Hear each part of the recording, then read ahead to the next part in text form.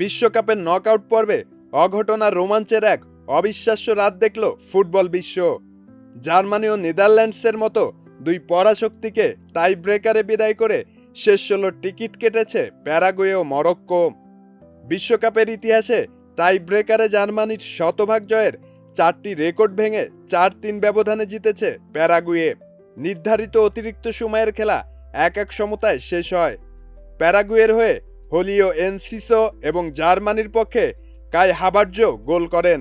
১০২ মিনিটে জার্মানির একটি গোল ভিএআরে বাতিল হয়। পেনাল্টি শুটআউটে প্যারাগুয়ের গোলরক্ষক উলন্দ হিল হাভার্টজো সহ দুটি শট রুখে নায়ক বনে যান। শেষ শটে হোসে কানেলের গোলে ঐতিহাসিক জয় পায় দক্ষিণ আমেরিকার দলটি।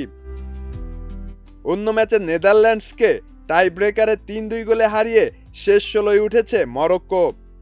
মেক্সিকোর মন্তেরাইতে অনুষ্ঠিত ম্যাচের পুরোটা সময় মরক্কো আধিপত্য দেখালেও ৭২ মিনিটে কোডি গাকপোর গোলে লিড পায় ডাচরা। তবে যোগ করা সময়ের শেষ মুহূর্তে ঈশা দেওপের হেডে সমতায় ফেরে মরক্কো। ১-১ সমতার পর ম্যাচ গড়ায় টাই ব্রেকারে। সেখানে ডাচ ফুটবলারদের মিসের মহড়ায় এবং মরক্কোর গোলরক্ষক ইয়াসিন বুনোর দুর্দান্ত সেভে ৩-২ ব্যবধানের জয় নিশ্চিত করে উত্তর আফ্রিকার দলটি। শব্দনীল, দেশ রূপান্তর।